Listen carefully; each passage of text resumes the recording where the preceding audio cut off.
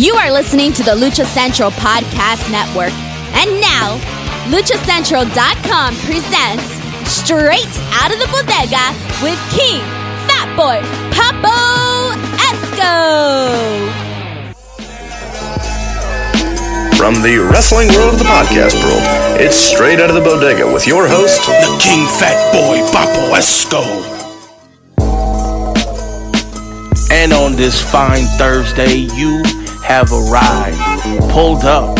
Welcome to another edition of Straight Outta The Bodega. I am your master of ceremonies, the bully from the bodega, the lucha thug, the one-man lucha gang, El Rey Gordo himself, the King Fat Boy Papo Esco. And as always, we're going to take you on this ride. We're going to travel through the blocks, back alleys, and street corners of the bodega. We're going to give you everything you need. That's pro wrestling and a little bit of entertainment. We'll see. But I'm ready. I hope you're ready. So have a seat, pour up your favorite drink, and let's ride.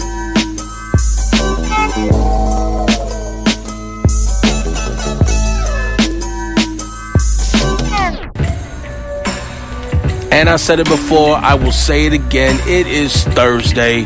Happy Thursday. Thank you for pulling up to another edition of Straight Outta The Bodega. You know, normally I tell you I'm doing great. I hope y'all are doing great. And I do hope you guys are doing great. But for me, I don't know how I feel right now, man. I'm in a weird spot. I mean, as you guys know, and if you don't know, I'll tell you right now, I live in California. So by the time you hear this, California's rolled back.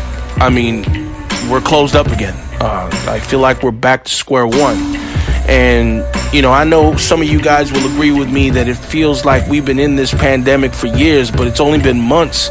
And that should tell you how draining it is. You know, it's pretty draining. It sucks. And, you know, for us in the world of professional wrestling, I mean, a lot of schools are shut down.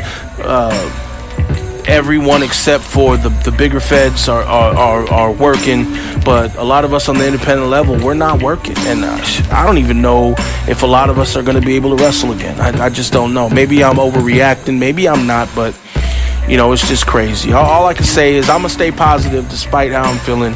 You know, for you guys, stay safe, you know, keep social distancing, wear your masks, you know, make sure that we do everything we can to stop this spread. So hopefully we can get back to some level of normalcy. I don't know. But I'm going to digress right there. We got a great show for you today. International superstar. He's been to CMLL, All Japan. He's done some work in WWE. The brother of WWE commentator Corey Graves. My man Sam Adonis is on the show. We're going to get right into that. It's going to be a good sit down, I guarantee you. All right? Again, I hope y'all are doing well, man. I'm going to continue to stay positive. You stay positive. And speaking of positive, let's listen to a positive voice. Denise Salcedo with Lucha Central. Hey everyone, it's Denise Salcedo here in Lucha Central with a reminder of where and when to catch your favorite shows each week or when to try a new one.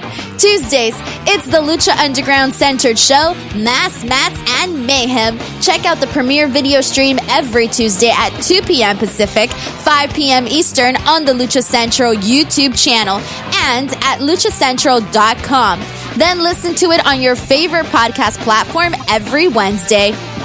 Also on Tuesdays, it's Tuesday Wrestle Boss with Fabi Chulo, live, covering pro wrestling and MMA from 7 to 8:30 p.m. Pacific.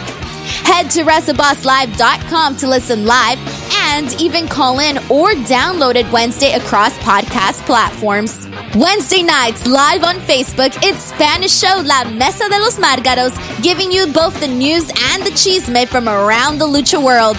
Find the video version on Facebook Wednesday through Friday, and then Saturdays, download the audio version in podcast form. Thursdays, it's Straight Outta The Bodega with Papo Esco and PWR promoter Gabriel Ramirez. Guests from throughout the wrestling world make this a must-listen series, and this week, El Rudo de las Chicas, Sam Adonis joins the show to talk about his non-traditional route to the main event of Arena Mexico, first making a name for himself in the UK and then Mexico and more.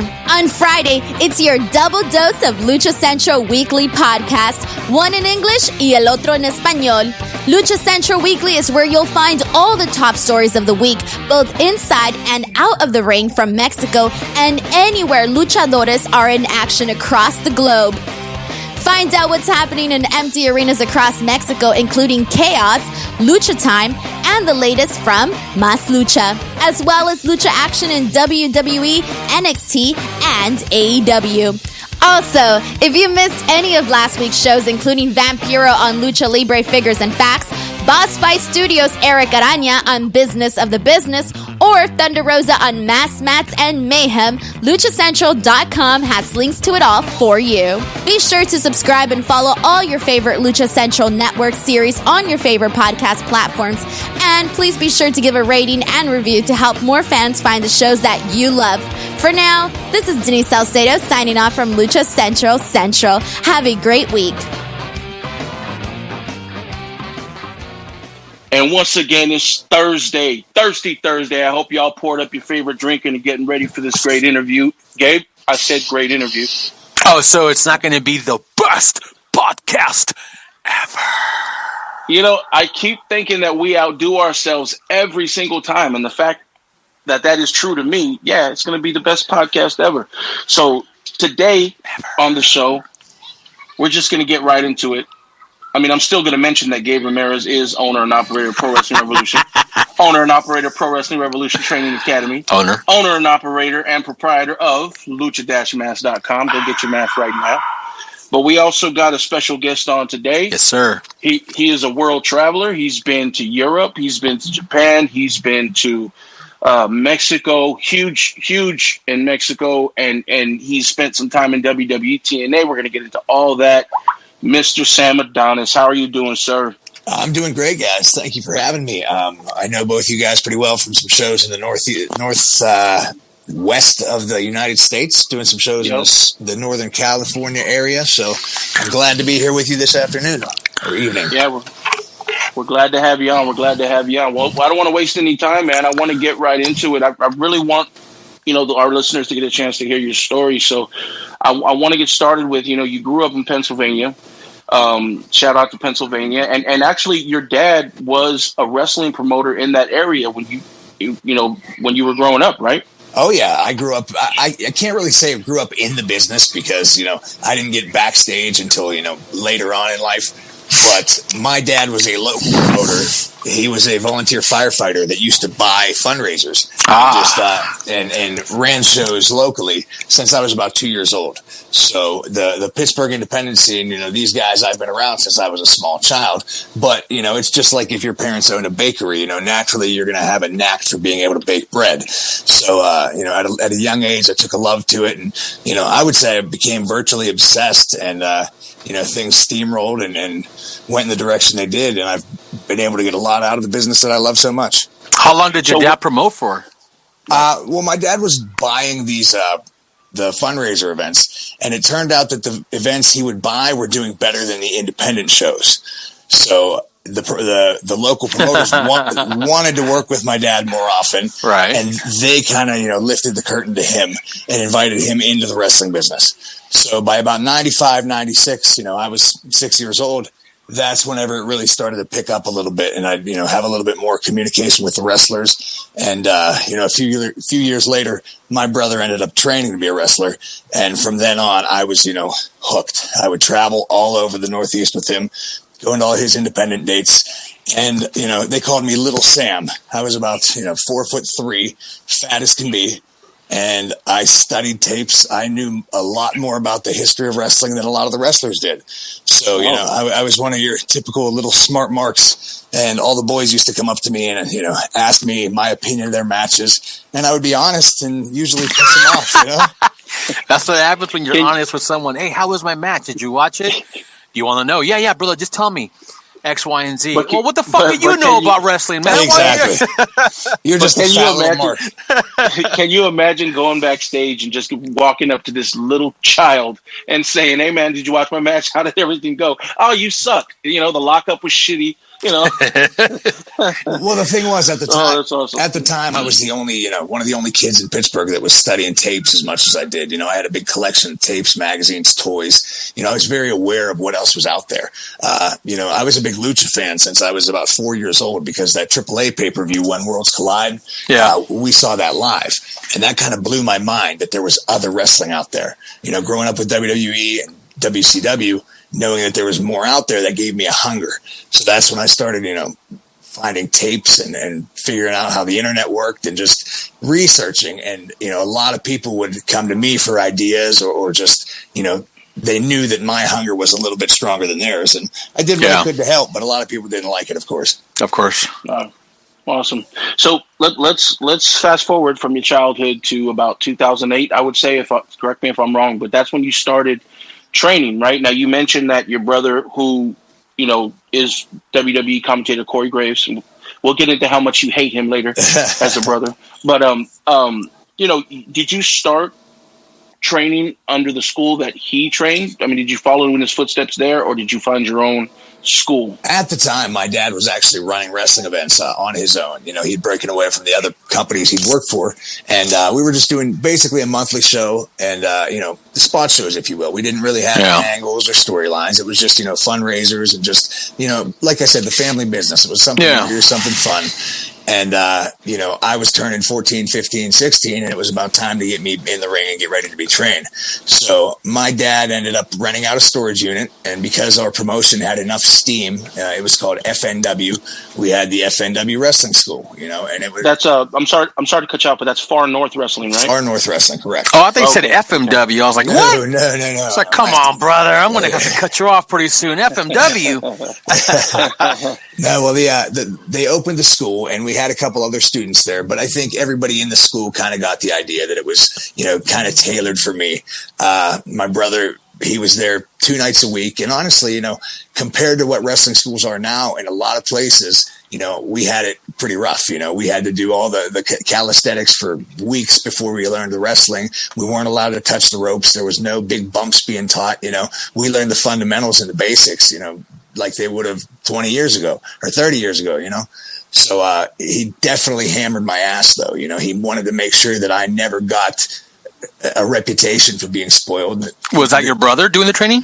Oh, yeah. My brother was the one that wanted to make sure that, nobody looked at me as privileged. So I had to work, twice as hard as everyone. And he was much harder on me than anybody else. But, there was a passion there, that I had. Yeah. I wasn't going to be held back. I wasn't going to be denied, even though, at this point in time, I was about 275 pounds in high school. I was a fat kid, but, I knew exactly. Easy. I knew exactly what I wanted to be, and I knew I could do it, and I've never really looked back. So the training you got from your brother, that was an extension of who's training? Who trained him? That was actually just a local Pittsburgh company called PWX. Jim Miller used to be the president of the NWA in the mid-'90s, and that's where he trained out of some local guys. Okay. But at the time, my brother was probably the only wrestler in Pittsburgh that was traveling outside of Pittsburgh, doing dates in Europe or, throughout Florida, the United States. He was making a name for himself on the independents. So, I definitely had a good trainer. I would say he definitely superseded his trainers as well. So, he took the knowledge he gained on the road and passed it on to little bro. And, I definitely did my best to not let him down, and I've been working hard. So I've always been interested, podcast after podcast, I've always been interested in the training of, each interview because, some of the guys, they've been trained with the old school mentality, and some guys, they were trained, differently. Gabe and I have always talked about the difference between an old school training versus a new school training, what you can do and what you cannot do. Would you say that your brother gave you an old school training? I know you said he hammered you because he wanted you to be not privileged, but was there an old school mentality? Like, was he legitimately beating you up to toughen you up for what was to come? And not so much that, but he just pushed us to our physical limit. He wanted us to drop out, because I'm sure you guys can attest to this, because it's the same in California as it is here in Pittsburgh and everywhere around the world now. There's so many wrestling schools, and it's so easy to be a wrestler that you almost have to coddle your students to make sure they don't leave. And that's what a lot of these independent organizations are based off of, is their school. Back then, we didn't really have that problem. This was basically, the school was there. The money from the school was not going back to the shows. It might have paid rent for the building, but it was more or less just to get me trained. But he wanted to make sure that I wasn't just in it for the glory and being a star. So he did. He hammered us and made sure that, we got fundamentals. We didn't learn any moves until about 4 or 5 months in.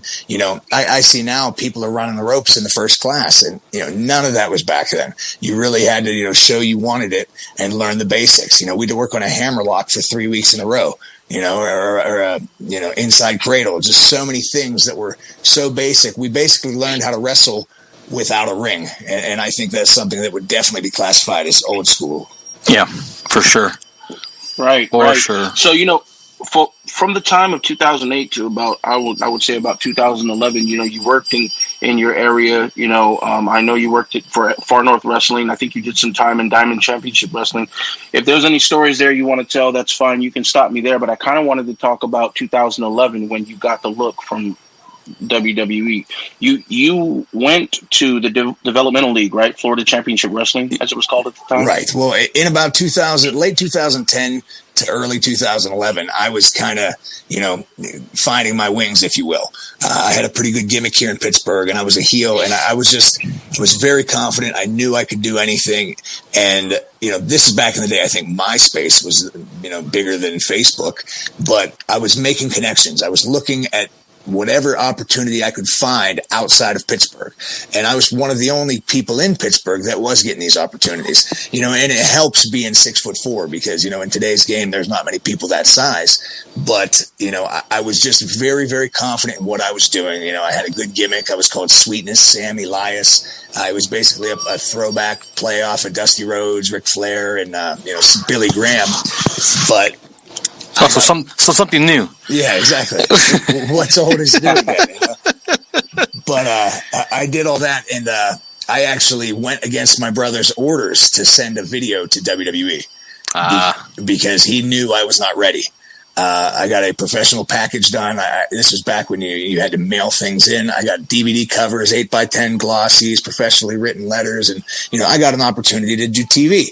And then, I went and did TV. I did well. I got invited for a tryout in Florida for a week at FCW. I did well. And then I ended up down there for a full-time job for about 9 months of my life. And, hindsight being 2020, I think my brother was right. I was not ready. Well, I've always heard two different stories from that particular, topic.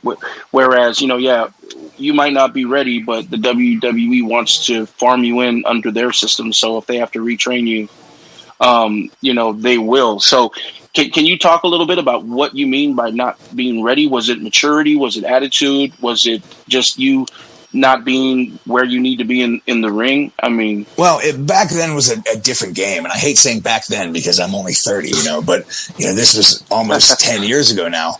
But it was a Shark Tank. It was very, very competitive.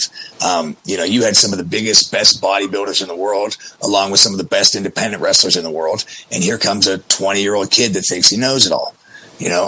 I definitely was in over my head, but I was confident that I would have been able to, turn some heads. I thought I'd be able to be the one to shake things up and get it right. However, as soon as I got there, they basically took my wings from me. They said, okay, hey, dye your hair dark and get a body just like everyone else here.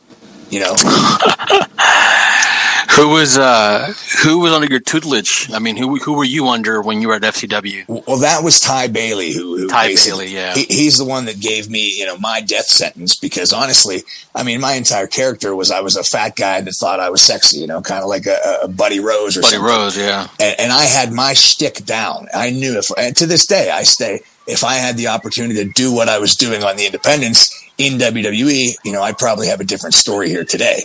But, they wanted you to conform and to change and be part of their system. Right. So, I did it and everything went wrong. I still stay in contact with Tom Pritchard, who was one of the coaches, Norman Smiley. I didn't have too much time with Dusty Rhodes. He was kind of unattainable for me. But it was just a very vicious system. And, I came in with an attitude that I was going to take over the world, and they didn't like that.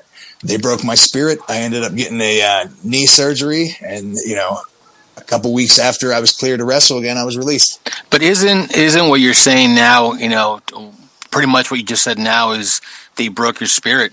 But isn't that what the whole old school mentality is? I mean, for sure. I mean, were you not ready for something that harsh, or what took you back? Because I mean, a lot of the stories when people go to WWE, a lot of them are taken back because, in my opinion, some of the people who go to WWE for the most part are not ever groomed on the indie scenes.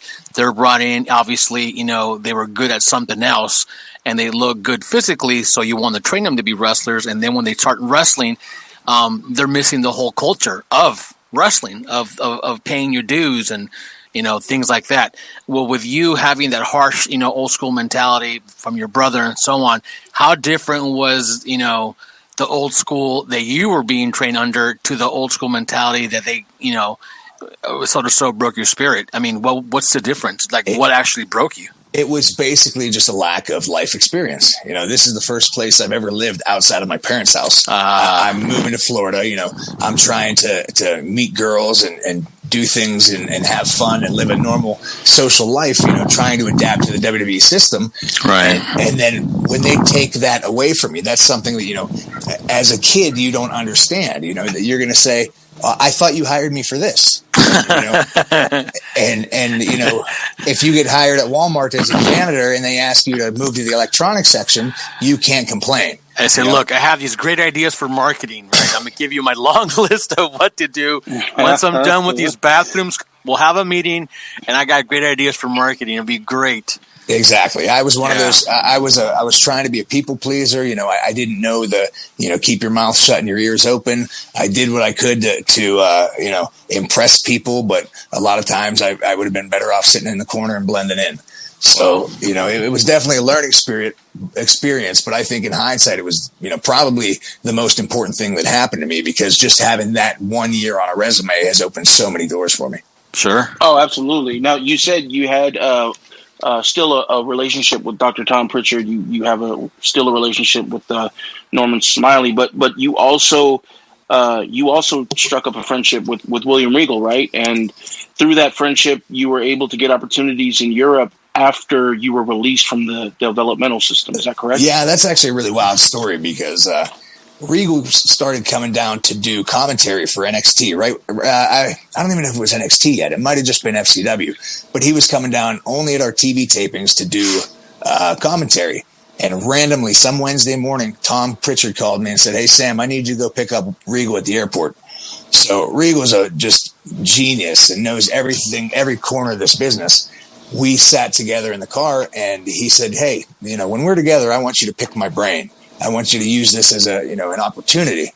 Wow. So, me being me, and I don't know if it was the right answer or the wrong answer, I started asking him questions about British wrestling from the 80s. Nice. I'm saying, tell me about this. What was it like working for Otto Vance and CWA? What's, in a way that I guess it kind of, surprised him, because to him, I was just another FCW guy. Yeah. But the other end of it is, why does this 21-year-old kid care about this stuff? So we struck up a relationship, and he actually got it to the point where, every time he'd fly in, I was his driver. I'd pick him up from the airport. There you go. So we became friends. After I was released, I wanted to go to Orlando just to watch the TNA tapings. This was the Saturday after I was released on a Thursday, and I just wanted to go watch the tapings.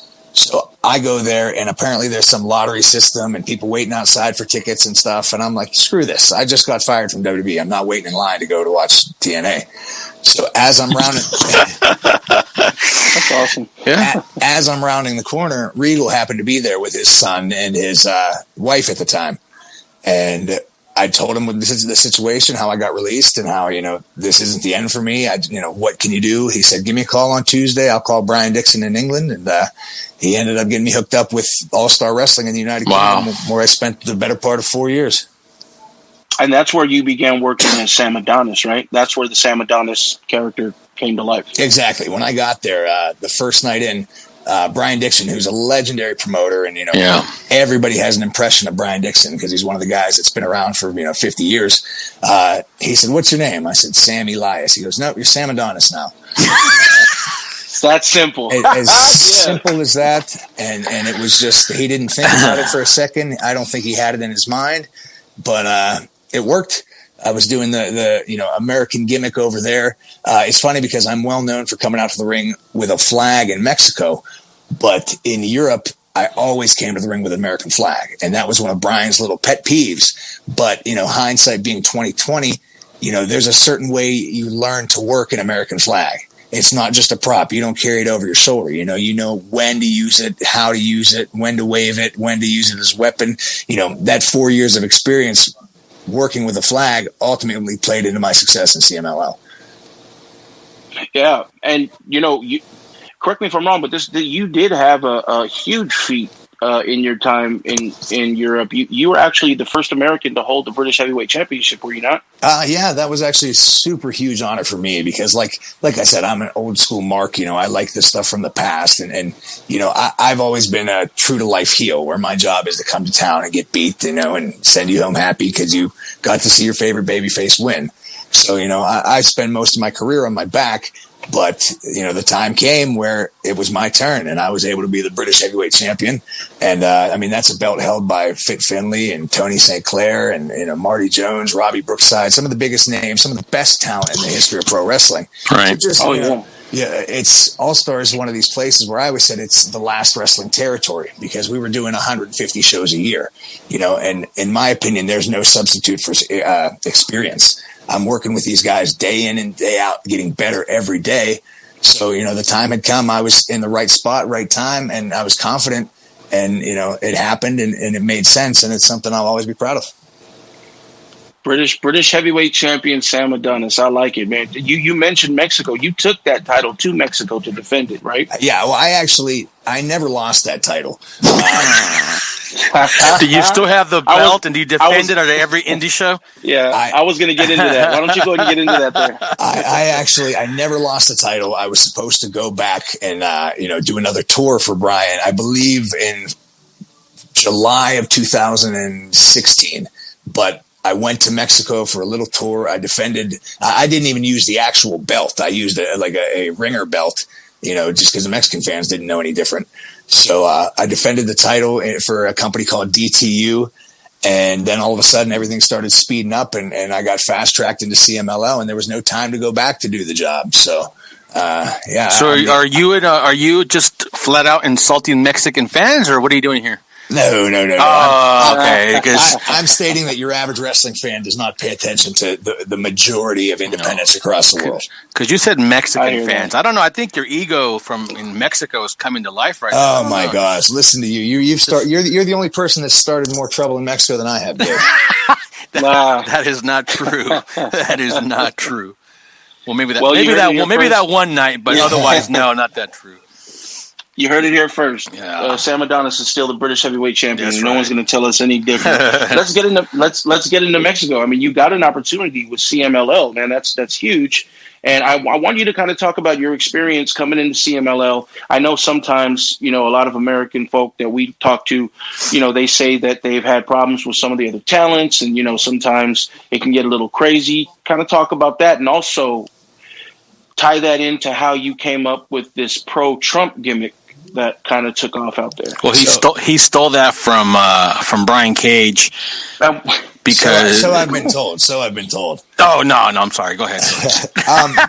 So when I was in England working, Angelico from AAA was actually over there a few times, and we became really good friends. There's very few people in the wrestling business that you could actually call a true friend, and Angelico has become one of them.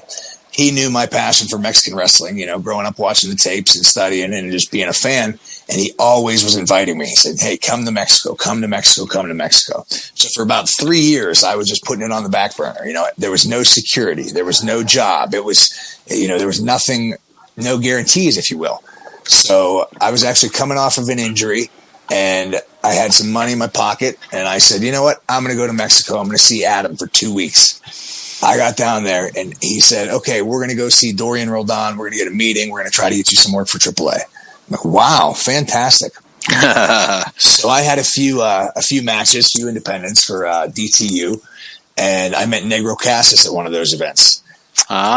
And became really good friends with him in the beginning, but that was still premature, if you will. I started training at Ultimo Guerrero's school because Bandito was a really good friend of mine before he became the mega star he is. He invited me to train at Ultimo Guerrero's school, and Ultimo Guerrero caught my eye. Or I caught his eye, I should say. He invited me to train at Arena Mexico. So I called Angelico and said, hey, man, is there any way we can postpone this meeting a few weeks? Because I know we're going to meet with the owner and stuff and all that great stuff, but I got something hot over here. Well, it's one of those things. It's CMLL, it's kind of apples and oranges. It's the traditional, the classic Mexican lucha libre, Arena Mexico. The fan inside me at least wanted to train there and have a few days to say that I did it. Now, training with Ultimo Guerrero, that's, for the ones who don't know, that's like the equivalent of maybe an NXT without a promotion. It's pretty much what Ultimo Guerrero grooms talent for CMLL, to say the least. Obviously, guys can leave and go do other stuff, but you were training at his school, and then you got the invite to do a higher step, which is training with the boys and the larger, students that have a scope on, right? So you got invited there. Did you train with other Americans that got in with you that were invited, or just top students from the school? I was the only American at the time. There was another New Zealand wrestler named Johnny Idol who was there training. But this is basically the equivalent of a pro sports team, having their weekly practice. CMLL is just an unbelievable organization, and they're so strict and structured that, these classes, you're still going to see Mystico and Volador and some of these big stars coming to work out. And I would hold these workouts against any professional athletic organization on this planet, because it is absolutely brutal. The agility and the endurance you have to have. And, being in that environment, I had no choice but to sink or swim. Wow. And did you have Columbo in your ear the whole time? Columbo was not the one that had my back. I actually had, once I got there, Ultimo Guerrero and Negro Casas were the two that, really liked me and thought I had something to offer. But, again, I wouldn't have fared so well if it wasn't for my time in Europe, wrestling every day and developing a character and really being able to show, my skill as a performer. So I had these ridiculous classes where we're just working so hard and they're just trying to break us. But I also had, character behind my performances and everything were clicking on all the right levels. And at the end of the day, it came out that I had a contract with WWE. And that's what opened their eyes to say, whoa, there's a lot of American wrestlers that, go down there and try to get the opportunity. But, being 6'4" and having that perfect amount of experience right around the time that they're promoting a pay-per-view where they need an American, all the stars were aligned, and I literally got a once in a million opportunity, and it got crazy after that. So let's talk about when you approached CMLL promoters, about the whole the pro-Trump gimmick. I know that's really what set things off for you out there. Tell me a little bit about that, and then we can talk about Gabe. We can talk about the whole Brian Cage situation, and maybe a little Hijo de Trump. We'll see. We'll see how that goes. Right. Well, me and Brian are okay right now, so I don't want to. Basically, there was no idea to do a gimmick or a Trump character or anything like that. I've always just been a big fan of Rick Rude, and I realized that, everything in wrestling right now is emulated, but due to the fact that airbrush art is quite expensive in the United States, nobody has long airbrush tights like Rick Rude did. Right. So basically, when I was down there, I said, you know what? It's cheap down here. I'm going to get it done. And I started getting these tights made with airbrush art all over these things. I was in a pay-per-view for the Grand Prix, which is Mexico against the rest of the world. And right. Some New Japan guys are there. I don't recall exactly who was on that particular event, but I just thought it would be funny to put a picture of Donald Trump on it. I had the Statue of Liberty, I had a dollar bill, I had an American flag, and Donald Trump. There was no thought to it whatsoever. It was just kind of like, yeah, that'd be funny. What year was that? That was 2016. Yeah. It's funny you say that because I got called to fulfill an American spot for that Grand Prix. Ray Bucanero called me and says, "Hey, brother, we need an American. Who can you send us?" And I was going to send Border Patrol people down there, right? So I gave him the images and all that stuff, and then got a call saying, "Okay, be on standby because they need something." And then lo and behold, that's when your gimmick came out, right? And I was like, "What? What the hell happened?" So I had no idea where that came from, and for me, it was just like, where did this guy pop up from, and why does he have the gimmick that I proposed? And so for me, I was like, well, did this guy, just jank it? Like, who is he? Like, I had no clue. All I know is that I called Buka and said, brother, what happened here? And he goes, oh no, he was already here. And I was like, well, then why the fuck you called me? And then from there, that shit took off for you. Well, it's one of those things where, people always say that it's a Trump character and it's a pro-American character. And I kind of, argue with that a little bit because I'm just the gimmick. I'm just a piece of crap. If I used to have this interview, all the time with the big news media organizations. I would say, if you had a peanut allergy, Sam Adonis would throw peanuts at you. If you were allergic to tomatoes, I'd throw pizza at you. It was just, I was just a crappy heel. That was the gimmick. I was gaudy. I was over the top. I was in your face, and it just kind of happened at the time. That's what I knew would anger them. And that's what I went with. And, afterwards is when I decided to turn it up a little bit, Right. But the character, I worked probably 3 months in Mexico without the flag. That didn't happen until the election. That's when it really took off. Right. But, it was just one little thing. And I knew it was kind of something special when backstage, all the agents were coming up to me and, showing their friends, say, show him your leg, show him your leg. Everybody's laughing, just going crazy because it was, one of the funniest things they've seen. And, I had no idea it would have blown up to what it, became down there. Right. So how big did it actually get? I mean, I know that you had to get lava heat from the fans and, just going from town to town with that gimmick, that had to have been something that you hadn't have expected. How big did it really get out there? It was fantastic. My first match in Mexico, in Arena Mexico, was the Friday night main event, which is a really cool spot. There's not too many Americans, that get that spot in their first match. A lot of the young cards, they may never attain that status. So it was pretty special from day one.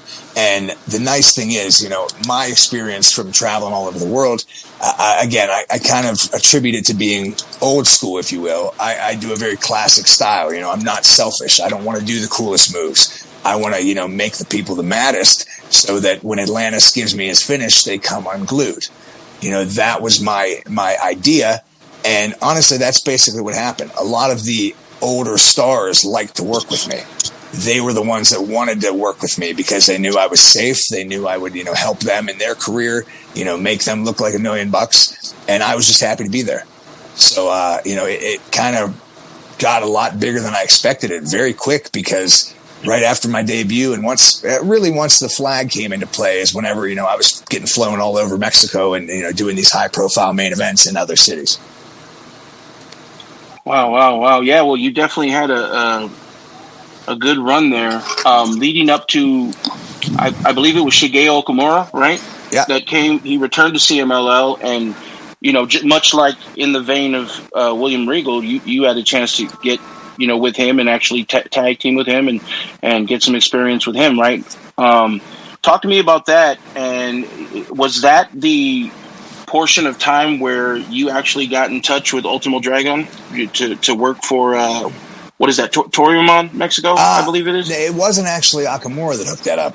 No, trust me, Okamura would have zero to do with Ultimo Dragon. Yeah. There's a lot of heat there. So that's like adding the blood in the crib to Thanksgiving dinner. You know what I mean? Okay. After the initial pomp of me coming out as this new foreign heel, American supporter and all this, it started to die down a little bit. It was one of those things where it was funny, they ran with it, but now he's got to work here, he's got to do as we say. So I went down to the mid card, and I was still wrestling a lot, 3 or 4 days a week and all over the country.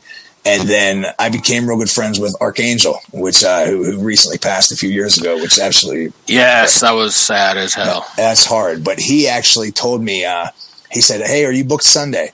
And I said, "No, why? What's up?" He goes, "Ultimo Dragon has a show. I want you to come. I want you to meet Ultimo Dragon." And I mean, honestly, Ultimo Dragon, when I was 6 years old, was my god. He was my favorite wrestler. I mean, everybody else in school was talking about, Kevin Nash, Goldberg, and Stone Cold. I was talking about Ultimo Dragon. Right. And, there was no match. There was nothing on it. It was just come to the show, hang out, see us, and maybe we'll find something for you. So we went out, and I started managing. I managed Ray Bucanero for the event. And I just came out to the ring with him with the flag, and we garnered just immense heat. It was just a spectacle. It was a night. And, Ultimo Dragon is a wrestling genius. He can close his eyes and book 6 years of TV if he has to. This guy basically saw what I was able to do, and, he knew that there was something to be done there. And I think starting to work with Ultimo Dragon is what really gave me the credibility back with the CMLL office that I could, remain on a main level as a main eventer. Well, Arcangel, I guess being right at the right time, he was running the locker room, so being that he runs the locker room and he could pretty much book you on there, the fact that he had you on there is just, it's awesome because, I mean, the long list, and speaking now that I help Ultimo Dragon book and do Dragomania, the list of just not only people from around the globe that want to be on Dragomania, but Sam can attest to that. The long list of locals who want to work on Dragomania is pretty freaking big, and these shows are private, not everyone can do them, and there's you could have Hulk Hogan versus Ric Flair, and you're going to draw the same because the way the show is run and produced, it's a sponsor show, almost like a Soul show per se. So for you to get a look there and show them, I guess, the heat magnet that you could really pull off, and especially with someone with Ultimo who has such friendships, very close friendship with CMLL, because not many promotions run shows at the Cathedral. You know what I mean? And he's one of the few ones that has a yearly. So I think you were in good hands walking into Archangel and then getting to work on these shows, because I obviously continued for you, right, working Dragomania. But from working Dragomania, did that obviously open doors for you to work in Japan as well, right? Oh, exactly. He's the one that brought me to Japan for my first tour. But, Ultimo Dragon is so well respected everywhere he goes, just, from the career he's had, and some of his close friends, have brought it to light to me that if you think about it, he's one of the premier promoters in the world. How many people other than Ultimo Dragon have ran as many countries at a large capacity as he has? Yeah. So getting the stamp of approval from him, it's almost, like, your ex-girlfriend sees you with a new girl, When CMLL saw that I was going to work with Dragon and be, his top heel, then all of a sudden that's when they decided to really turn it up, and that's when the feud with Blue Panther and Negro Casas began. Well, talk to us about that. Those are two good names in Mexico. What was that like? Just kind of, being able to be in programs with those kind of people, and just your overall experience with Mexico transitioning to All Japan. Well, first of all, Blue Panther is the best wrestler I've ever been in the ring with. He's so seamless. I don't think. I mean, I've wrestled a lot of people in a lot of countries, and I've been in there with a lot of the best. Now, is he a better worker or a better wrestler? I would say worker. I would say all in. The man can, when they say somebody can wrestle a broomstick, most of the matches we had, he wrestled himself and just put me in place. I mean, it was just unbelievable. I learned so much just watching him move. So, that was cool. We had a lot of matches all over Mexico, and we just had some good heat. So one day I was told, hey, you have a meeting at the office on Tuesday. And I'm like, okay, what's this going to be? What did I do? Am I going home? I was scared, honestly, because I'd been there. I'd been wrestling, probably, 9 months, and had never spoke to Paco Alonso. He called me in the office, sat me down for 28 seconds and says, okay, here's what we do. You're going to beat Panther for his hair, and then you lose your hair to Negro Casas.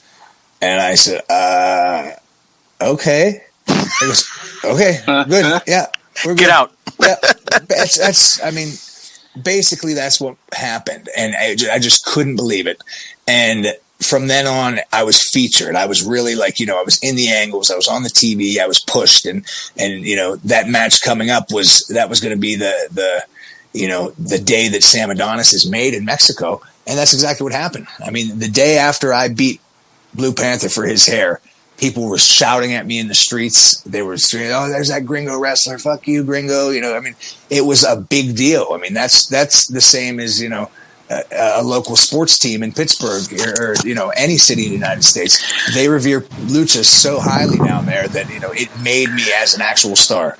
You know what, Sam? One thing I always tell people as a promoter, like when I fly in, whomever, right? Anyone from CMLL, AAA, anyone from lucha, it's hard to explain to people that, like when I had a Blue Panther, booked or what have you, or Ultimo or Santo, whatever.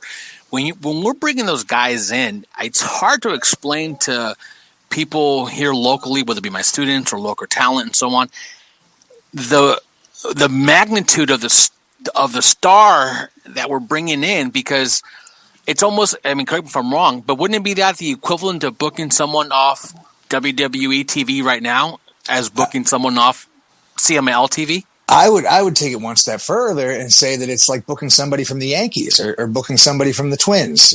I think they're more cultural icons than just wrestling icons. Because Blue Panther, when he lost his mask, that was a huge ordeal. Huge ordeal. We're talking about people get buried with their masks, and no one saw Blue Panther losing his mask. Sure.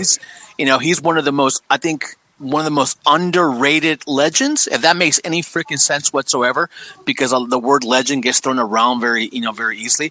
But when he lost his mask, I was like, what the hell are they doing? And then he loses his hair to you.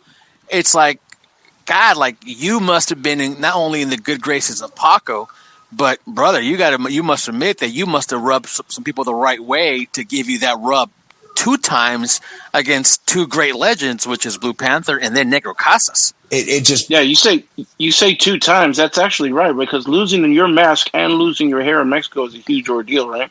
Yeah, it was instant validation, and I wouldn't be able to tell you what I did right or what I did wrong, other than just trying to live your life by being a good person, And I think at the end of the day, they knew I respected the game. They knew that I paid attention. I knew who they were. Because I've had plenty of foreigners in and out of the door, and you can't tell me Strongman has watched as much lucha as I have. Look, hey, we trained Strongman. So Strongman was taught exactly what they wanted me to teach him, exactly. And I taught him what they wanted to do. The problem with Strongman is that, there was no problem with Strongman. I think what they were trying to do with Strongman is kind of like what they did with you. Is when I had Shocker here, I was trying to get him a spot, and Shocker was it just had happened when there was a jump of all the boys who went to AAA, and they made a D-Generation MX, and Rocky and Alex Kozlov and all those guys had left, and they were sour on Americans, man. They didn't want no Americans there at all. So when I was telling Shocker, he's, look, brother, you and I are tight, we're cool, but the boss, he doesn't want no Americans, man. He's pissed. He got fucked over by these guys. And I was like, look, man, that has nothing to do with me. I said, but trust me, this guy I'm going to show you is nothing you guys have seen before. And lo and behold, the moment Shocker saw him, he walked away, called Paco. That night, we had a flight for him to, not even the tryout. He had a flight to go be part of the gimmick, and that's because they just wanted something so bad American. Because as you know, that international American is something that CMLL likes to do, and attracts good heat. But Strongman was not cut out for lucha. I mean, what made you there work really well with them, brother, is the fact that working in Europe, you learn how to wrestle. And a lot of people don't understand that lucha is a lot of razelona, a lot of fucking grappling. Sure. And when these Mexican guys found a guy that can work on the ground and work with them and make them take less bumps and still get over, of course you were perfect for them, because Strongman was not going to grapple with you. He was just going to punch you in the face, and sure. If he pulled back, he pulled back. If he didn't, well, then you took it. And with you actually were a wrestler. And I think that's what people always mistake about lucha. Oh, they don't bump, they don't this. And I think when you came in with a lot of the European under you with the training and a lot of the old school mentality that you've gone through, I think you went in there with a whole new respect to the business. And the fact that you could wrestle let them know that if we keep this kid around, it's going to make our jobs easier, and we all draw money. And I think that's a huge credit to your father, to your brother, and then to all the people who worked with you in Europe, because that's exactly what you did. Well, I can't agree with you more. And it's one of those things that I think in the long run, I might have even cost myself some money, because I've cared more about the wrestling business than I've cared about myself. Now we're in an age where it's all about going viral and doing the coolest high spots and being seen. I've read the American lucha message boards where people are saying, what the hell is Sam Adonis doing there? Oh God, this guy sucks, and right. And meanwhile, the bosses are telling me how great of a job I'm doing. Negro Cassis is telling me do less, just be mean, punch and kick, no high spots, so I listened, I learned. And at the end of the day, I basically, in my opinion, I think it's almost harder to climb that hill than it is to, climb a WWE hill or a Ring of Honor hill or something. It's very difficult. It's very specific, to be a main event guy as a foreigner in CMLL. And most of the time when it happens, it kind of happens by accident. Oh yeah, bring this guy in. He's good. Yeah, he'll work. I'm a 1 in a million that actually, set that as a goal and was able to accomplish it. And I'm so proud of my time there. And, I learned so much working with those guys. And, hopefully one day it'll work out that I can go back. Now, let me ask you this. Do you think at any point in time, any of the doors that were open had to do with your brother being in WWE? I don't think so. I think, I actually love Mexico because it's the only place on earth where Corey Graves is Sam Adonis's brother and not Sam Adonis is Corey Graves' brother.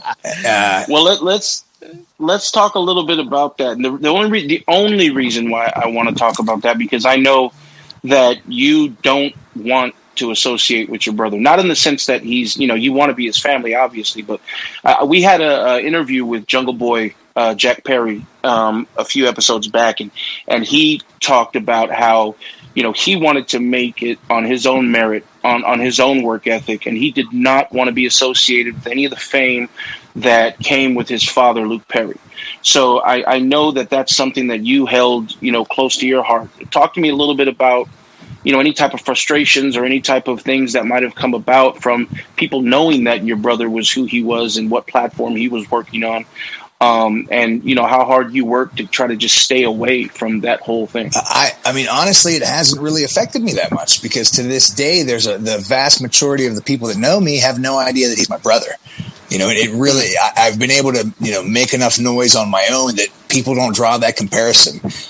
There's a lot of people now that are saying, oh, why aren't you in WWE? Can't your brother just get you a job? And that's the opposite of what I want. That I've been able to do everything I've done without his help.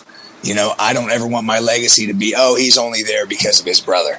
So, Well, think about it this way. What would be so wrong that if your brother did get you the look? It's always been said it's easy to get there. It's even harder to stay. So what would be so wrong if Corey said, all right, brother, I got you a spot doing X, Y, and Z. The rest is up to you.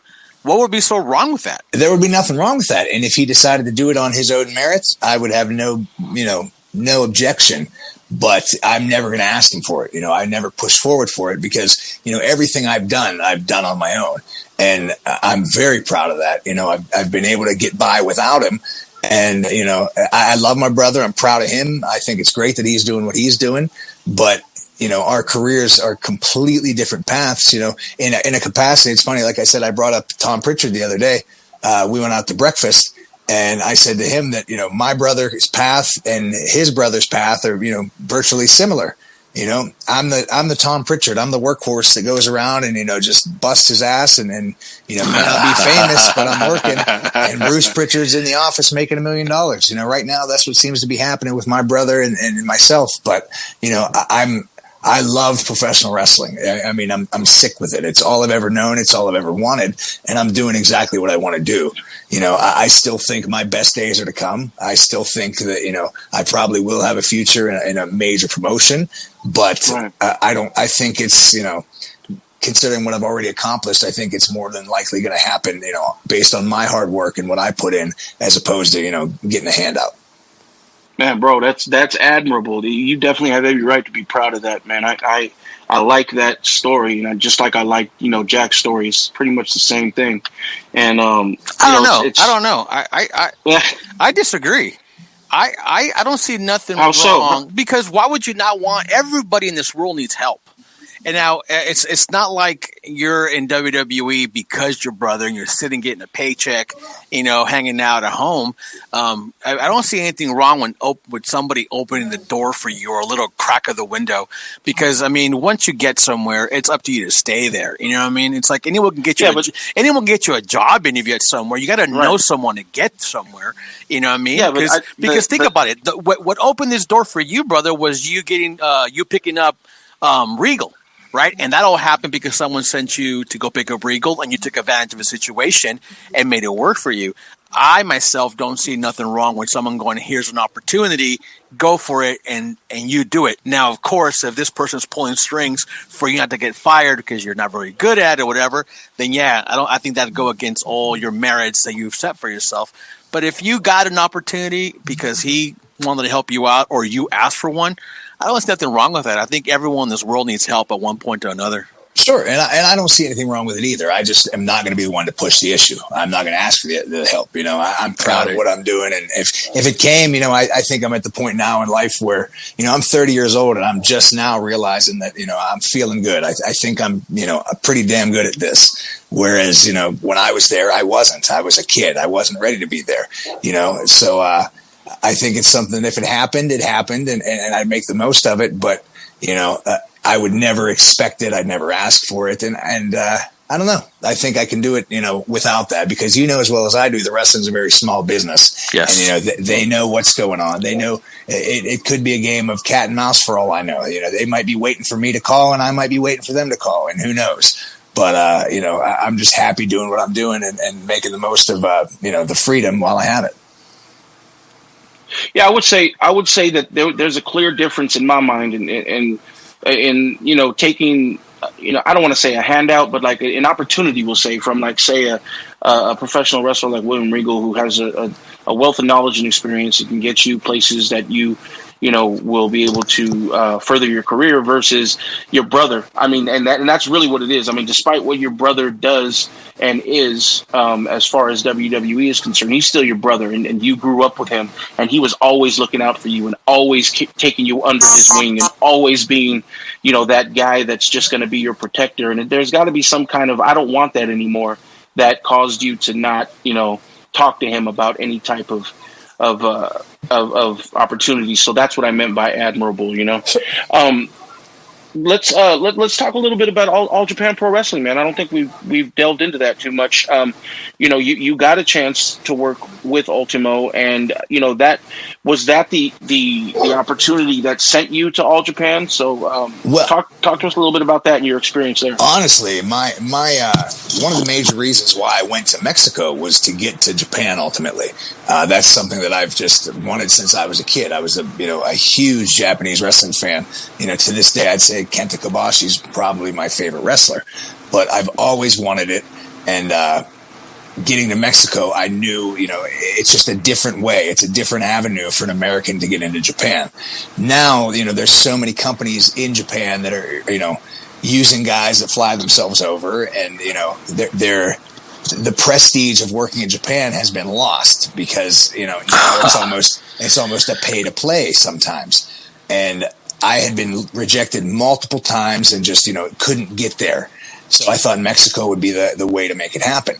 So working with Ultimo Dragon, he had his Ultimo Dragon Fiesta coming up, which was a 4-show tour. Lucha Fiesta. And it was right around the time that All Japan ran their last Sumo Hall show. Yes. So he actually came to me and said, "Hey, would you be interested in going to Japan? Here's what we can give you." And I jumped at it. I couldn't have been more happy. And my first event in Japan was at Lucha Fiesta Corkin Hall. It was myself, Joe Doring, and Diamante against Caristico, Joe Nakayama, and Ultimo Dragon in the main event. And at that point, I was like, "Oh my God, I made it! This is everything I ever wanted." Now, when you were in CML, did you get much work with some of those guys? Because obviously, a lot of CMLL influence was on that, and being that CMLL has indirect relationship with New Japan Pro Wrestling, that always, blew my mind that you would see guys like that on a Lucha Fiesta, that even though it wasn't All Japan, it kind of was All Japan. Was there any ever talk about that? Because eventually that did come into play and a lot of that talent got removed from those shows. But was there any of that discussion when you guys were there? Concerns towards that? Well, at the time, Caristico had a very, very special contract with CMLL. He was virtually an independent that could confirm his dates with CMLL. He could do anything other than AAA, I think it was. Yeah, as long as he gave them the dates in advance and they said okay, he can do whatever he wanted. Yeah, so he was there for that one. Diamante at the time, he hadn't worked on a CMLL show in months. He was, CMLL, they like to have their guys kind of on reserve. Sometimes you do a big feud and a blow off, and then you take some time off. So we went over there. I'd worked with Caristico a lot in Mexico. We were friends, but just being there on that big stage in Japan, knowing it was different, you kind of wanted to put your best foot forward. But the funny thing about it was I could not believe how many people knew me from CMLL. There was such a huge presence of CMLL and Lucha Libre in Japan that, that Lucha Fiesta show, it wasn't just like, oh yeah, and the American. It was, hey, it was basically billed as, 4 Mexican superstars, if you include Ultimo Dragon. Right. Now, with that being said, that was the year before you did Lucha Fiesta again, I might believe. But you did also Lucha Fiesta with Ultimo Panda, is that correct? Yeah, that was the following year. That was the following year. So that's the year where Caristico and those guys were not allowed to do Lucha Fiesta because of New Japan. Right. And that was really strange. I really was taken by that. So what was the difference from that year to the following year? Because I know that was Ultimo Panda or Vinny's first time in Japan. And I know I told him, hey, stay close to Sam. And then he tells me later, no, Sam's always out with somebody. I'm just staying in the hotel room. Vinny is one of my favorite people on earth. Facts, man. He's one of my favorite people on earth, too. I go, brother, how come you don't stay close to Sam? He goes, I try, brother, but every time we go somewhere, he always wants to go out somewhere. I go, yeah, that's Sam. He goes, no, trust me, he's really out all the time. So it's obvious you have a lot of good friendships in and outside the ring, which definitely helps you. But I'm kind of curious, what was the reaction, locker room wise and fan wise, to not seeing the same lucha talent from one year to the next? This second tour almost just felt a little smaller. Super Crazy would have been the big star. Diamante was on it again. And then they were using a gimmick that Ultimo Dragon created in Mexico, Mr. Pachuca, and they would put All Japan guys. They put All Japan guys in it. And it felt a little smaller. The house was a little smaller. it was a little bit different. I think, Ultimo Dragon has so many personal sponsors that, he just has these things come up and he agrees to them. I don't know why it was different. I don't know if he wanted bigger stars, if it was just something to do for a sponsor or whatever. It was a little bit, I would say at the end of the day, it felt more like an All Japan show than it did the Ultimo Dragon show, like it was the year before. The year before. No, I think you're absolutely right, because he had come to me and told me, because he had asked me to help him book talent, and I guess it's okay to say it now. It doesn't matter now.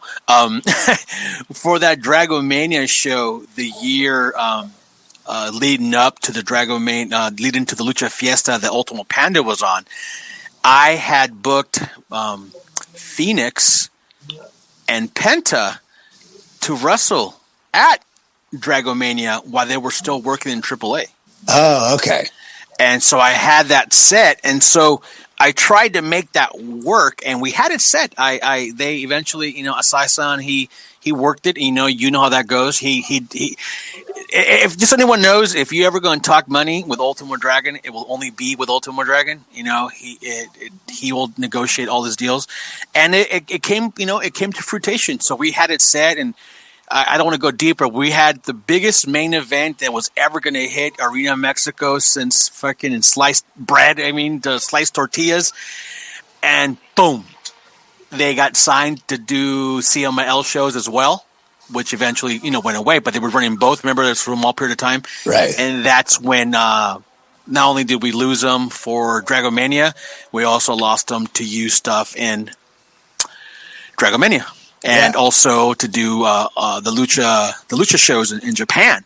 And so it was kind of rough, because it's not that he didn't try, it's that hands were tied. Sure. What I mean? And when you work CMLL shows for the majority out of loyalty to CMLL, right? And then now you can't use CMLL talent, right, because for obvious reasons. It was a situation where Asai was like, what do I do? So no, I totally get you, but I was always curious to see what the feeling was, because you're absolutely right. When they were prior to that, it was Caristico, his brother. It was really, really, really packed. It was good stuff. Following year, not saying that anybody that went wasn't worth it. It was just a different show altogether. Sure. And how's the reaction for you being the American? Because being there's less lucha means you have a little bit less heat. Obviously, you got to work with Asai, but if it wasn't for Asai, how would that have worked out for you? I still think it would have been the same situation, because it's a lot of the same fans that come for the Mexican wrestling. I was still in CMLL at the time, so I was still that was right before. That was insane, that tour. I ended up coming home and having to do 7 days straight working before a pay-per-view. So, I mean, I was still in the fold of it, and people still respected the fact that I had New Japan tie or all CMLL ties. But at the end of the day, I always had my freedom, because I was never going to go to New Japan for the Fantasticomania, because New Japan has their Gaijin contract with Ring of Honor. Well in advance, absolutely. So yes. because I'm a white guy, I was basically just not considered. But isn't that a mess though? Because think about it: to do Fantastic Mania, it's huge, man. Like these events are huge. But the talent they use, sometimes they were taking guys they would never even use on their own shows, but yet here they are in Japan, which is a huge honor, which goes back to a situation where working in Japan used to be a huge ordeal, and now it's kind of like, I went to Japan, It kind of has lost its luster, don't you think? Sure, but a lot of that comes down, from my experience. I think a lot of that was a bit of politics in the dressing room, and there's no politics. Who played the game? Oh right? yeah, it all came down. Anytime that some of the best wrestlers in Mexico were not going on those Fantastic Mania tours, and some of the young guys that never worked were. There was a lot of things going on there. I didn't know enough about it, but I had my clearance to go to All Japan, and then that was the tour where Ultimo Dragon actually introduced me to the boss of All Japan, and we had our discussion about me touring with All Japan as separately, not with the lucha shows, and that blossomed into something very good for me. So now, don't you think that's similar to you saying you wouldn't want your brother to help you out with WWE? Yeah, yes. It's probably the same. It's the same probably thing. Exactly the same. It's the same thing, because if you're hanging out with your brother and you happen to run into someone from the office, hey, this is my brother, blah blah blah blah blah. Oh, he's a worker too. You know, he's a really good guy, man. If you were looking for X, Y, and Z, I recommend him. Hey, well, have him come down, you know, to so and so and so and so.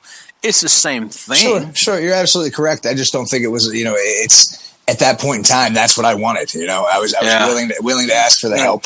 You know, and at the end of the day, Ultimo Dragon is not my brother. He's a, right. You know, he's somebody that can help me. And I look at him, you know, like a teacher. You know, I've learned so much from him, and I would call him a friend. But you know, he helped me out so much. But that's what I wanted at the time. I think with WWE, you know, I signed my contract a full year before my brother got there. You know, I know exactly what to expect, and I know that my quality of life wasn't exactly what I wanted at that point, you know, and I don't know if that's what I want in the future. Were you and your brother ever together at the same time there? No, he got hired 3 days before I got released. Wow. 3 days. Yeah. So when he told you that he got signed, you still had no idea that you were getting released, right? Right, not until Friday. So take me through your mind thinking, holy shit, my brother, we're going to be together. We're going to kill it. We're going to have a blast. I'm going to have my roommate. You know, I'm not going to be lonely no more. I'm going to have my brother here. Everything will be great. And then, boom. That's exactly right. I thought it would be the answer to all my prayers. I thought it'd be the new beginning, if you will, because you know, whether we went tag teams or you know, just having him there as a guide or, you know, as a guide, there could have been so many different outcomes, but we never had that opportunity. That's rough. Yeah. That is rough, man. I mean, because he's your brother. No, you want to be around your brother, you know, especially, I mean, 9 times out of 10, a lot of brothers that are, you know, close in age or maybe even, you know, always around each other. Yeah, but not only that, though, this is his trainer, you know, and you know, imagine going somewhere, feeling lost, and now your trainer's there with you. Sure. To help you with it. I mean, your trainer, your brother, family, blood. I mean, that's rough. I did not know that, and that's rough, and that shows a lot about you too, Sam. That, you know, that take a huge blow like that and just take it in stride, because in this business, unfortunately, that's all we really have is just to fucking tuck your chin and keep going. Well, see, I'm big into the like the motivational speaking and positive thinking and whatnot, and like that's something that I've taught myself over the years, because I've you know exactly how it is. The wrestling business is 10 times harder than any other form of entertainment. You know, you get stabbed in the back. It's shady, but you know, there's never been a day in my life where I didn't know that I'm going to be one of the biggest wrestling stars on the planet. You know, I've never wanted anything. I've told myself I will do something. You know, there's no time frame on that, whether it's, you know, a year from now or it's 5 years from now. When you tell yourself you want something, you're giving yourself the option not to have it, you know, but when you say you'll have something, no matter when, you will get it. And that's just what I've always looked at. You know, that's what's kept me going all these years. And like I said, I look at what I've accomplished. I've basically done everything I've wanted to do, not just in wrestling, but in life. You know, I've accomplished so much and seen the world, and I'm fluent in Spanish, which in my opinion is just ridiculous. But, you know, it's something that I believe in myself, and I'd love to have the opportunity to, you know, take it to the next level. And I still think it will happen, you know, one day. Well, what do you consider the next level? Just be, you know, making a lot more money than I'm making, you know, on a full-time level. I'd love to be. But is that a platform on the American stage? Sure. Or is it? Yeah, it could be. You know, it could be something, you know, nobody knows yet. I want to be Hulk Hogan, man. I want to be the biggest damn wrestling star in history. That's what I want. You know, I think if you don't have that mentality, you're doing something wrong. Yeah. You know, but at the same time, there's nothing stopping me. You know, I'm 30 years old. I've already done a lot, and I have a lot more to give. So, you know, I think I'm in the right spot, and I just hope this COVID, you know, disappears soon, and things can get back to normal. That's a great segue, man. I definitely feel like you were on a stride there. You know, you were steamrolling down your path to greatness, and much like all of us, we hit a roadblock. And you talk about positive thinking. You talk about you know your positive speaking and what have you. You know, what have you been doing to stay positive during this pandemic? Because a lot of stuff just shut down, and we've had discussions about, me and Gabe have had discussions about these no crowd, you know, shows that are still on TV and things like that. You know, what are you doing to stay relevant? What are you doing to stay sane? And just, you know, in hopes that we're going to get back to this sooner than later. I don't know if I'm really doing anything to stay relevant because we're all kind of at a standstill. Nobody can blame me for not being relevant when there's no competition and there's nothing to, be relevant to. But I actually started working for Amazon. I'm a driver right now temporarily until, I can start making money wrestling once again. But, I just wake up one day at a time and take it as it comes. There's not much we can do. It's one of those situations where, everybody's in the same spot. It's not like other people are doing things that I'm not doing. I'm doing what I can to make a living through this. And it's really upsetting because like you said, I feel like I was at a very good, busy international level before all this, but at the same time, it's not going to stop me, because wrestling fans are loyal. People are loyal. It's something that when the time's right, there's going to be a market for it. And at the end of the day, there's so many changes in the world and in wrestling right now. There's no option. There's no give up. There's nothing ever going to stop me from, putting on a pair of boots and doing what I do. I don't know. I just keep a positive outlook, and I know whether I become the biggest star in pro wrestling or whether I'm just, an Amazon driver that wrestles on the weekends, this is my blood. This is what I do. This is what I love. And I would never give it up. I'd never switch. Either way, you're going to make it work. Yeah, for sure. What are your thoughts on wrestling in empty arenas? And what are your thoughts of doing shows right now when it is obvious that the United States is doing the worst and has done the worst job of maintaining, its safety or its numbers down? I mean, we're talking about Japan never had a shutdown, had, I think, total of 900 deaths. I think New Zealand had 0. Vietnam had 0. The United States has like 400,000 or what have you. What are your thoughts on the fact that some of us are doing shows for the sake because we need to do shows and we can't be patient for the sake that people always use, well, it's a free country and I have right to do what I want to do. And that's what's potentially causing these issues. I think a lot of it just comes down to, a lack of patience.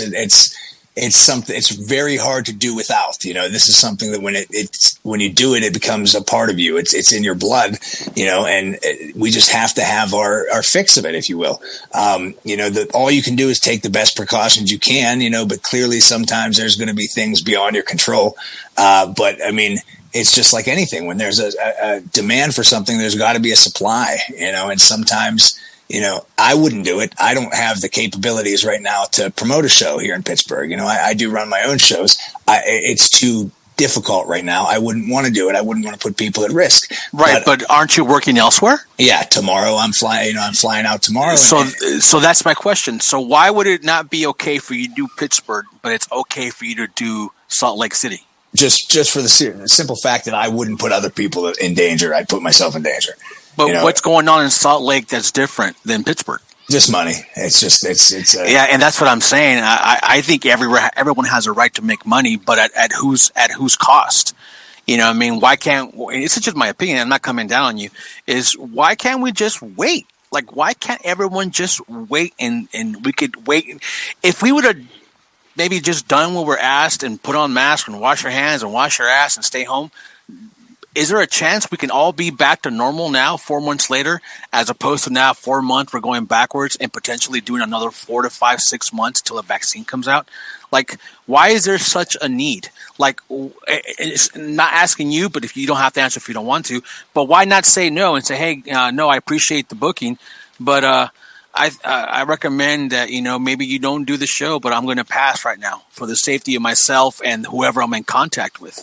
It's for my situation. It's merely financial, man. It's just something it's what I do. It's how I make my money. And if someone, if I was a plumber and somebody needed me to, put pipe in their backyard, I'd probably just do what I can to stay safe and get that pipe in there. And even if they told you, but when you go fix that pipe, it's a good chance that you might die from it. You still do it? I don't know, man. That's the thing is that's the same thing people are doing with this COVID. Just because we can't see it doesn't mean it's happening. And I strongly disagree because the rest of the world's laughing at us. The rest of I talked to Ultimo. He's in Japan, and they're wrestling now. 4 months later, they never had a shutdown. They always wore masks. They respected the cause. They respected what their country asked. They're back to normal and they're wrestling. And yet here we have to have silly ass shows with a ring in the middle of a fucking field with lawn chairs and stuff. Are we helping the business, or are we just taking it a step backwards and us being part of the problem as opposed to leading part of the solution?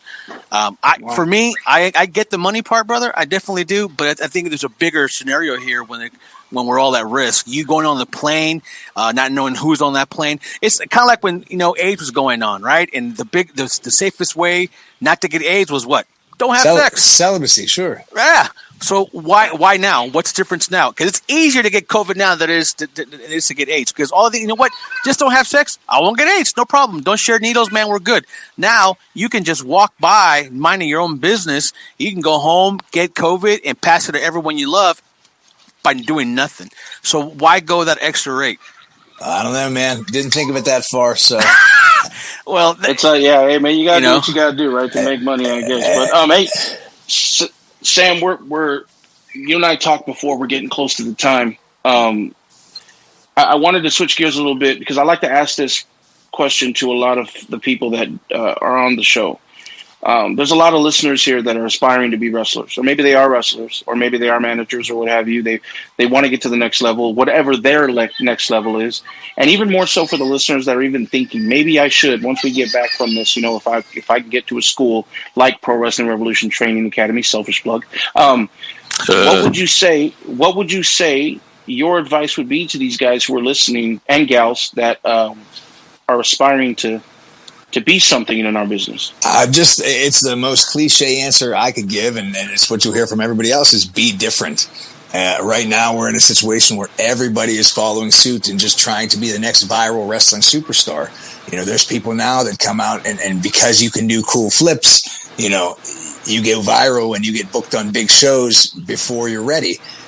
All I can say is look to the past. I would say, find things that are old, that worked, and make them yours, make them new again. I don't think there's a long shelf life for a lot of the dangerous style out there. I'm a big fan of 80s wrestling, whether it be Memphis or Florida style, where these guys absolutely really perfected the art of taking care of each other and doing, telling a story and slowing it down, because, at the end of the day, you want to sell as many tickets as possible. And I always say that, anybody can wrestle a match that entertains wrestling fans. But how many wrestlers can wrestle a match that entertains somebody that doesn't like wrestling? That's the key. Casual fan. That's the key. Not even a casual fan. Get that out of your head. I'm talking about the guy that comes to the show with his son under protest and hates pro wrestling and thinks it's stupid. How do you get that guy to enjoy your performance? That's what it's all about. Quit doing all the crazy Street Fighter moves and just, more is more. I mean, you'll hear it from all the biggest stars in the history, and, less is more. You get them in with your personality. Wrestling's never been about the moves. It's not been about, the coolest, the finishing move. It's always been about the person doing the move, Now, but what's that happy medium, Sam? Because obviously, there's no way we can stay in the same. And I just so you know, I agree with you. But we do have to evolve the business. We do have to evolve. Obviously, from the 60s to the 70s and 80s till now, it's evolved. How do you maintain that happy medium? Use a 450 as a finisher. There you go. Not the opener? Not the opener. Well, that's the thing. That's a happy medium, because I've been able to do just that because, I work in a lot of high-profile independent companies that do have their internet presence, and I wrestle. I get them down on the ground and I do holds and whatnot. But, the happy medium is, instead of doing an atomic drop like they would have done in 1986, maybe throw in your cool move there. Yeah. Absolutely. Maybe, do your cool finisher or whatever. You got to do what you can to. End of the day, make the shit count and have a reason for it. You know what I mean? Yeah, exactly. I think you're absolutely right. And I think your mentality is just solidifies what I was saying on why you worked so well in CMLL with those guys, brother, because your style was exactly what they needed. You were a young guy, big guy, good-looking guy. You had some, good body, stature, and now you're making them look like $1 million. You added more life to their bump card and their their wrestling life. And I think that's why you were a huge hit with them. And I think eventually, when this shit goes back, I think that's why you'll be able to continue to what you do at a large scale. Well, I think it's something that, it comes down to relating to the people that are watching your product as well. Most people, can't understand. They don't know what those moves feel like, but they can see who's a bad guy. They can see who's a good guy. They can see, what this guy's whole deal is. Oh, he's a cowboy. He's a plumber, whatever it is. You got to be able to relate to people. And that's what I say about, the one thing people ask me about all the time is, how I change in different countries. And my answer to that is you stay exactly the same. Yeah, I was going to say, I don't think you've changed who you are. When I've seen you work from, All Japan to whatever, until I saw you work in person and, when we, did Arena Mexico together, I don't think you've changed. I think you've maintained who you are, and I think it's worked for you quite well. Well, it's something that, the American style has basically disappeared. There used to be American style, European style, Japanese style, Mexican style. Now there's no American style. Hybrid. We have this hybrid style. Hybrid. It's called indie style. And this is what everybody wants to do because it's a little bit of everything. Whereas the reason I was able to get a decent job working for All Japan Pro Wrestling is because I was the only guy doing American style pro wrestling. So stick to your guns. Trust me, if you're a young wrestler, a young American wrestler that wants to wrestle in Mexico, you are not going to out lucha a luchador. Yep. You're not going to out a strong style wrestler. Be yourself, get as good as you can, and, believe in yourself. That's what it all comes down to. Can you imagine walking in and saying, all right, Negro Navarro, you and I one-on-one, we're gonna wrestle right now to see who's the best. Exactly. It doesn't work like that. Yeah. Wow. Well, man, Sam, I was a fan of you at the beginning of this, and I'm a bigger fan now, man. Thank you for coming on the show. But this is Gabe's least favorite part of the show. Well, I'll be honest with you. I wasn't a fan of Sam when we started, and I'm still not a fan of Sam. Here we go. Here we go. Because I'll tell you what. What you don't know. Good. Don't ever go to a barbecue with Sam because, he'll take all the beers, he won't share. He eats all the meat, he doesn't share. You know what I mean? He was like the worst possible friend at Ultimo's private barbecue the day after Dragomania. You know what I mean? Just putting it out there, Sam. Here comes the heat. Guilty as charged. Is all I can say. I tell you what, though. When I first met Sam in person was really odd because obviously before going to meeting Sam, there was huge issues with who stole the gimmick, who stole this, who stole that, and I wasn't even aware of that. And people bringing me into it up until Sam's brother brought me into it after a show when we had Ricker, who was Hijo de Trump, and then his brother says, "Oh, after you stole my brother's thing," and then it just blew up, and I'm like, "Oh, what the hell?" And who stole what? So all of a sudden, it was like here, and then I met him in the locker room, and he came in, and I could honestly tell that he didn't give a shit about any gimmick. He just worried about getting himself over, making sure everyone was safe, and good guy. And then, but still, he still doesn't know who I am or anyone is. But then when we got to hang out at Acai's home for that kayfabe barbecue, I tell you what, man, you're a really fucking cool guy. You have a good head on your shoulders. I enjoy what you do. I enjoy you and agree. Even though I hate to admit it, but you and I agree on a lot of stuff. We both talked about that. I don't know if it was the beer talking, but we definitely agree on a lot of stuff. And I hope nothing but the best for you. And once this shit, comes out of it, bro, my offer still stands. I'd love to have you come on board and jump on this ship and then see where we can go with it. I appreciate that. I always have the most fun with you guys every time. I don't think I've ever seen you in your hometown. It's always been some other country or state. But, it's always been somewhere else, right? Either way, I appreciate you guys having me on here. Anybody who wants to check me out, I'm only on Instagram. It's Real Sam Adonis. I deleted Twitter because it's far too toxic, and I think people need to step away from their phones a little bit because the world we live in is a good place full of good people. And, if that could happen a little bit more, we wouldn't hate each other so bad. So, that's true. Right. Well, you heard the social media. He blew the spot. That's okay. It's fine. It's typical Sam. He always he blew the spot. That's all right, Gabe. Before we go, we need to get your socials as well. Please, at all costs, at PW Revolution. And if you guys don't mind, wear a mask. And if you're going to wear a mask, try to make it lucha style. www.lucha-masks.com. We got masks from everyone and anyone you can think of from the lucha world. Soon we'll be adding a lot more. Those who listen to this podcast, I'll let you guys know that we're adding some new people, including very popular indie guys from Mexico, Japan, and one guy that I can't wait to release, but I'll do it here. We'll be adding soon masks from Bandito.